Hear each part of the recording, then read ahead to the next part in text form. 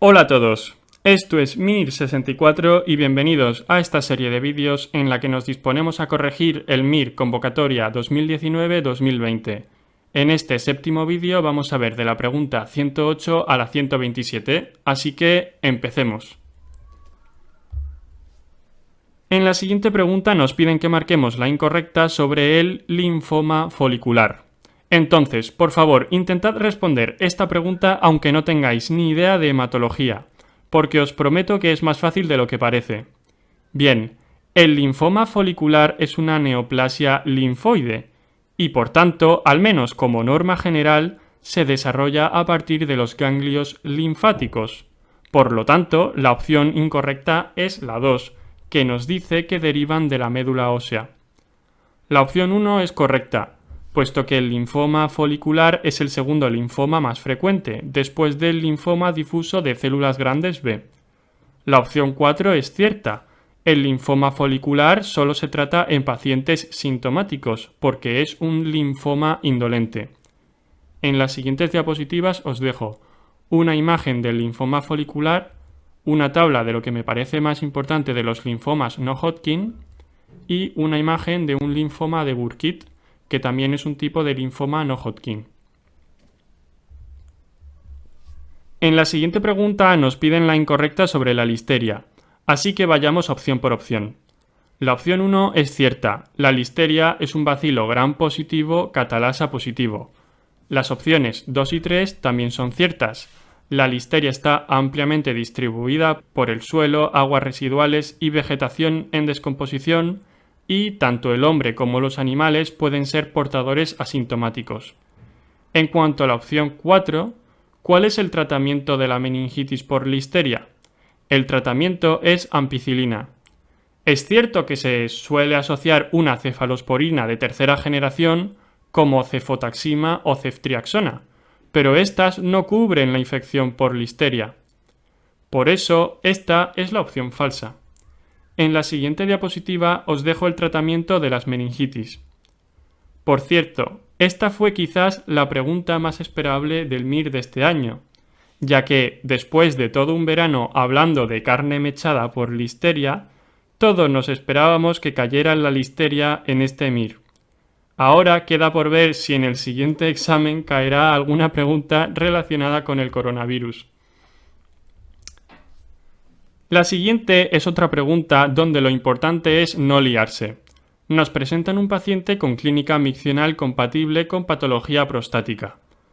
¿Cuál es el primer escalón terapéutico en el tratamiento de la hiperplasia benigna de próstata? Los alfa bloqueantes. Pues ya está, marcad la opción 1 y no miréis atrás. No intentéis interpretar el IEPSS o el flujo máximo de orina. En principio siempre empezamos con alfa bloqueantes. Si eso no funciona, entonces ya sí añadiremos inhibidores de 5-alfa reductasa, y si eso tampoco funciona, entonces ya pasaremos a la cirugía. Como podéis ver, ya había caído una pregunta muy parecida en otro examen MIR. Aquí os dejo el resumen del tratamiento de la hiperplasia benigna de próstata. En la siguiente pregunta tenemos una paciente que ingresa con el diagnóstico de pielonefritis aguda y se inicia tratamiento antibiótico con ceftriaxona intravenosa. 3 días después persiste fiebre de 38,5 grados centígrados, aumento de la leucocitosis y deterioro de la función renal. ¿Cuál es el diagnóstico de sospecha? ¿Absceso renal? Bien, hasta ahí estamos todos de acuerdo. Ahora bien, ¿cómo diagnosticamos un absceso renal? Pues bien, se puede hacer mediante ecografía o TAC con contraste. No sé por qué motivo, pero finalmente el ministerio decidió dar por correcta la opción 4.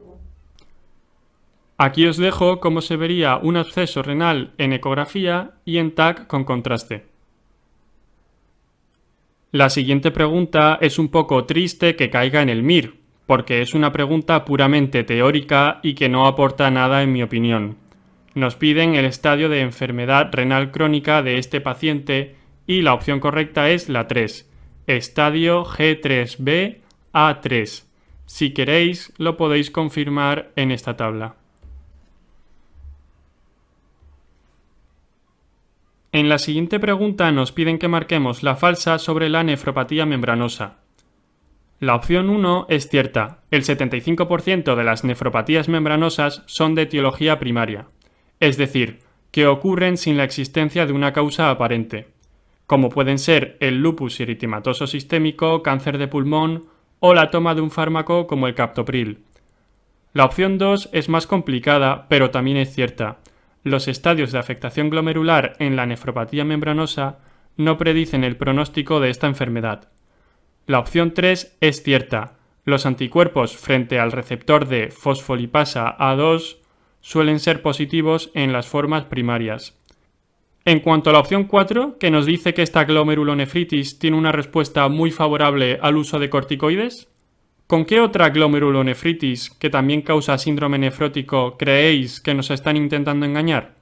Pues con la enfermedad por cambios mínimos, así que la opción falsa es la 4. Acordaos de esto porque es muy importante. La enfermedad por cambios mínimos, que es la causa de síndrome nefrótico más común en niños, suele tener una respuesta tan favorable a corticoides que si la respuesta no es satisfactoria, esto pone en duda el diagnóstico y es indicación de realizar biopsia renal. Os dejo aquí dos tablas sobre la nefropatía membranosa. Como podéis ver, el tratamiento de la nefropatía membranosa se basa en IECAS, estatinas y control de la presión arterial.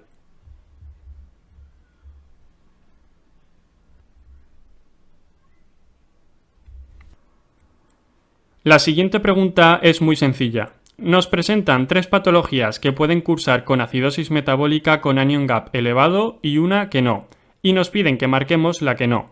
Así que la respuesta correcta es la 3, la diarrea. En la diarrea hay una pérdida de bicarbonato y de potasio. La pérdida de bicarbonato causa la acidosis metabólica, pero al aumentarse el cloro para compensar esta pérdida de bicarbonato, el anion gap se mantiene normal. La acidosis metabólica con anion gap elevado ocurre cuando aumenta la concentración de ácidos nuevos. Por ejemplo, en el ayuno prolongado de la opción 4 o en la cetoacidosis diabética de la opción 2, aumentan la concentración de cuerpos cetónicos. En cuanto a la insuficiencia renal de la opción 1, en fases avanzadas hay acumulación de ácidos que no pueden ser eliminados, por lo que también se produce una acidosis metabólica con anion gap elevado. Como podéis ver, hace unos años cayó una pregunta prácticamente idéntica. También os dejo esta tabla que resume lo que acabamos de comentar.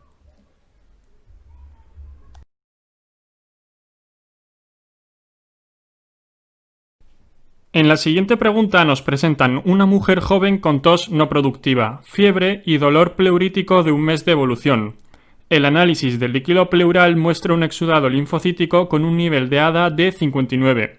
Así que la pregunta que cabe hacerse es: ¿cuál es la etiología de derrame pleural en la que los niveles de ADA típicamente se elevan más? La tuberculosis pleural, así que la respuesta correcta es la 4. Y ahora os hago otra pregunta. Aunque no siempre es necesario, ¿cómo podríamos confirmar el diagnóstico? El diagnóstico de derrame pleural tuberculoso se hace mediante biopsia pleural cerrada. Como podéis ver, esta es otra de las preguntas repetidas de este examen. Por último, aquí os dejo la clasificación del derrame pleural según los criterios de Light. En la siguiente pregunta nos presentan un paciente mayor que en una primera prueba de la tuberculina obtiene un resultado claramente negativo, pero que en una segunda prueba obtiene un diámetro de induración mayor. ¿Qué nombre recibe este fenómeno? Pues bien, estamos ante un efecto de refuerzo, también llamado efecto Boost. Este efecto es propio de personas que con el tiempo han disminuido su reacción a la tuberculina, de forma que una primera prueba puede resultar en un falso negativo y, sin embargo, una segunda prueba puede estimular su sistema inmune y causar un resultado que consideraremos como verdadero positivo. Por ello, la respuesta correcta es la 2. Aquí os dejo unas tablas sobre la prueba de la tuberculina.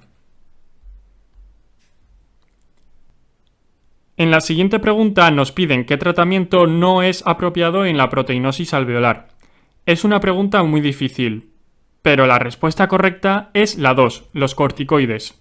Esta es una patología causada por acumulación de surfactante en los alveolos, a menudo de etiología autoinmune por formación de anticuerpos IgG contra el factor estimulante de colonias de granulocitos y macrófagos. En pacientes con disnea importante se recurre al lavado pulmonar completo. Pero, como ya hemos dicho, nunca usaremos corticoides y en principio nunca recurriremos a trasplante pulmonar, ya que la proteinosis alveolar puede recidivar en el pulmón trasplantado. Aquí os dejo una tabla resumen de la proteinosis alveolar y aquí os dejo una imagen típica de TAC de proteinosis alveolar, en la que vemos un patrón llamado patrón en empedrado por su parecido con los adoquines o empedrados de los pavimentos. En la siguiente pregunta nos presentan un paciente con agudización de EPOC que tiene acidosis respiratoria en el que no mejoran ni los valores de pH ni los valores de CO2. Entonces, ¿qué tratamiento estaría indicado? Pues la ventilación mecánica no invasiva. Así que la respuesta correcta es la 1. En la opción 2 nos hablan de ventilación mecánica, pero eso solo lo haríamos en caso de fracaso de ventilación mecánica no invasiva, nivel de conciencia muy bajo o inestabilidad hemodinámica. En cuanto a incrementar la FiO2 como nos dice la opción 3, ¿por qué es falsa? Pues esta opción es incorrecta por varios motivos. En primer lugar, este paciente ya está retomando los valores de oxígeno y de hecho ya está por encima de los 60 milímetros de mercurio de presión arterial de oxígeno. Además, en pacientes con EPOC debemos tener especial cuidado de no elevar demasiado los valores de FiO2 en la oxigenoterapia, porque al tener una hipercapnia crónica, su principal estímulo para iniciar la ventilación no es la hipercapnia, sino la hipoxemia. Entonces, si aumentamos demasiado la FiO2, podemos eliminar el estímulo ventilatorio de estos pacientes, de forma que, paradójicamente, su presión arterial de oxígeno disminuirá. En cuanto a la opción 4, no tiene ningún sentido. Por favor, espero que nadie haya pensado que era una buena idea pautar benzodiazepinas a un paciente con insuficiencia respiratoria porque lo único que vamos a conseguir es empeorar su situación. Aquí os dejo una tabla resumen del manejo de las agudizaciones de EPOC y aquí os dejo las medidas que aumentan la supervivencia en el EPOC. En la siguiente pregunta nos presentan el caso de una mujer de 16 años a quien han diagnosticado de epilepsia mioclónica juvenil y que está en tratamiento con ácido valproico. Entonces, aquí hay dos cosas que tenemos que tener claras. Para empezar, ¿cuál es el tratamiento de la epilepsia mioclónica juvenil? Pues se puede usar o bien valproato o bien levetiracetam. En segundo lugar, ¿cuál es una de las principales contraindicaciones del valproato? Pues el alto riesgo de teratogenia en pacientes embarazadas. Hasta aquí estamos todos de acuerdo. Ahora bien, esta es una pregunta confusa, porque no está claro el riesgo que tiene esta paciente de 16 años de quedarse embarazada. Así que, en mi opinión, tanto la opción 2 como la 3 son planteables. En cualquier caso, el Ministerio decidió dar como correcta la opción 3, es decir, evitar el uso del valproato en mujeres de edad fértil. Una alternativa en este caso para el tratamiento de la epilepsia mioclónica juvenil sería el levetiracetam, como hemos comentado. En las siguientes diapositivas os dejo el tratamiento de los síndromes epilépticos y los fármacos contraindicados en embarazo.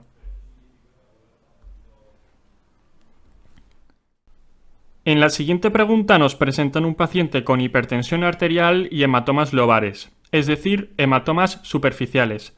Entonces cabe preguntarse, ¿cuál es la principal causa de hematomas lobares o superficiales en pacientes ancianos? Angiopatía amiloide, así que la opción correcta es la 2. De nuevo, esta es una pregunta donde hay que tener sangre fría y no dejarse llevar por la opción 1, causa hipertensiva, solo por los valores de tensión del paciente. Eso es precisamente lo que me pasó a mí en el examen, y da mucha rabia porque si os dais cuenta, esta es otra de las preguntas repetidas de este examen MIR. Aquí os dejo una tabla con las causas más frecuentes según el tipo de hemorragia cerebral. En la siguiente pregunta nos piden qué dato es más sugestivo de crisis epilépticas que de síncope. así que vayamos opción por opción. En cuanto a la opción 1, ¿creéis que la incontinencia de esfínteres es más frecuente en las crisis epilépticas?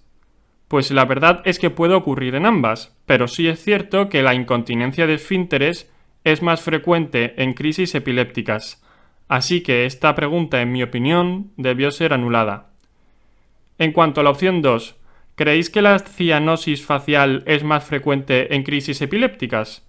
Pues sí, y esta es la respuesta que el ministerio dio como correcta. En las crisis epilépticas, la contracción de la musculatura laríngea puede causar cianosis facial. En cuanto a las opciones 3 y 4, tanto el traumatismo craneal durante el episodio como las sacudidas de extremidades de breve duración son frecuentes en el síncope. Aquí os dejo una tabla que lo resume. La siguiente es una pregunta que puede ser difícil, así que lo importante es no liarse. Nos presentan un paciente con un dolor lumbar agudo y febrícula. Entonces, ¿creéis que puede ser una hiperostosis anquilosante, también conocida como enfermedad de Forestier, como nos dice la opción 3? Pues no lo parece, porque no nos describen la calcificación del ligamento vertebral común anterior típica de esta entidad. De hecho, nos dicen que la radiografía de columna lumbar no muestra alteraciones. En cuanto a la opción 2, ¿puede ser un caso de metástasis óseas? Pues tampoco parece, porque no nos describen lesiones líticas o blásticas en los cuerpos vertebrales. ¿Puede ser un aplastamiento vertebral como nos dice la opción 1? Pues como poder puede ser, pero no explicaría la febrícula. Así que nos quedamos con la opción 4. Un dolor lumbar agudo con febrícula es sugestivo de espondilodiscitis piógena. Y para el diagnóstico usaremos resonancia magnética. La siguiente es una pregunta confusa sobre una mujer con adormecimiento de la mano derecha. Pero al ver las opciones 1 y 2 nos tenemos que fijar en una cosa. ¿En qué? Pues en que tanto la opción 1 como la 2 dicen lo mismo excepto por el último detalle, así que es probable que una de esas dos opciones sea cierta y la otra sea falsa. Si la exploración nos muestra adormecimiento de los 3 primeros dedos, ¿qué es más probable? ¿Afectación del cubital o del mediano? Pues efectivamente del mediano, así que la correcta es la opción 2. Esta paciente tiene un síndrome del túnel del carpo, en la que se comprime el nervio mediano al pasar por el ligamento transverso del carpo. Su diagnóstico requiere el uso de electromiografía, como nos dice la opción 3. Para su tratamiento es preferible recurrir, al menos de entrada, a tratamiento conservador, por lo que la opción 4 es incorrecta.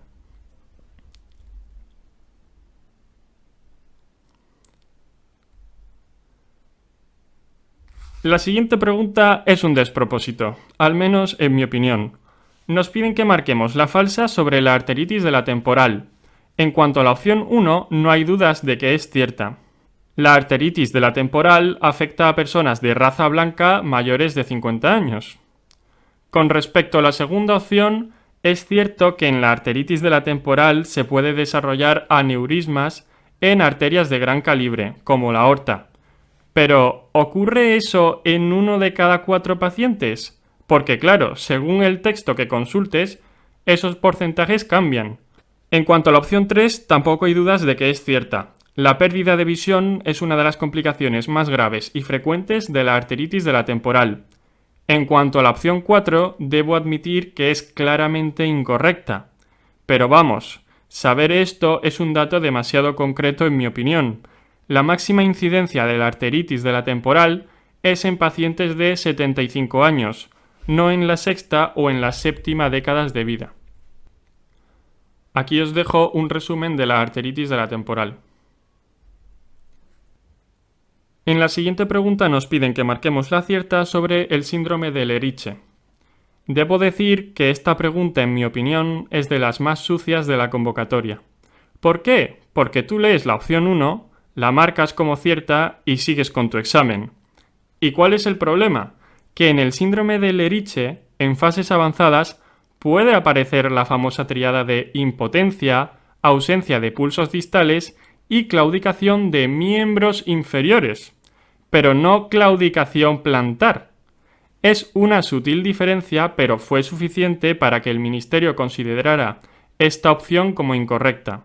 La opción correcta es la 3, ausencia de pulsos femorales. En cuanto a la opción 2, es falsa porque el síndrome de Leriche se trata de una oclusión aortoilíaca. Y la opción 4 es falsa porque en su diagnóstico inicial calcularemos el índice tobillo-brazo y haremos una ecodoppler. La siguiente es una pregunta que, tal y como está planteada, es más fácil de lo que parece. Nos presentan un paciente con dolor brusco, frialdad y pérdida de motilidad de la extremidad inferior derecha. Además, ha perdido todos los pulsos de esa extremidad, excepto el pulso femoral. Nos piden que marquemos la falsa. Entonces, solo mirando las opciones hay una cosa de la que nos tenemos que dar cuenta. ¿Qué palabra está repetida? La palabra embolígeno y embolectomía aparece en las opciones 1 y 3. La opción 1 nos dice que la causa más probable es la causa embolígena, lo cual parece lógico si tenemos en cuenta el antecedente de infarto de este paciente y el comienzo brusco de la afectación de su extremidad inferior derecha. Entonces, si el origen es embolígeno, que el tratamiento se realice mediante embolectomía también parece lógico. Solo nos quedarían las opciones 2 y 4. La opción 2 nos dice que la parálisis indica que el tratamiento revascularizador se debe realizar lo antes posible, lo cual es cierto. Así que la opción falsa es la 4, pues en caso de que este paciente desarrolle una parálisis rígida con anestesia profunda y ausencia de señal Doppler, eso significaría que hemos llegado tarde, que este paciente ha desarrollado una isquemia irreversible y el tratamiento, desgraciadamente, sería la amputación. En la siguiente pregunta nos presentan un fumador con ptosis izquierda. Entonces, antes de seguir leyendo, ¿en qué tenemos que pensar? Pues como estamos en un examen MIR, tenemos que pensar en un cáncer de pulmón tipo Pancoast que le ha causado un síndrome de Horner. Bien, entonces seguimos leyendo y vemos que nos dicen que efectivamente este paciente tiene una masa en lóbulo superior. Así que ya está, confirmado. Es un Pancoast. Entonces, mi pregunta es, según la clasificación TNM, ¿qué T le corresponde a los tumores de sulcus superior? Es decir, por definición, ¿qué T le corresponde a un tumor de Pancoast? Pues bien, estos tumores son T3 y su tratamiento se corresponde con el de la opción 1, es decir, quimiorradioterapia neoadyuvante y cirugía posterior. En las siguientes tablas os dejo el tratamiento del cáncer de pulmón no microcítico. Bien, esto ha sido todo. Muchas gracias por ver este vídeo y si te ha gustado, suscríbete. Un saludo.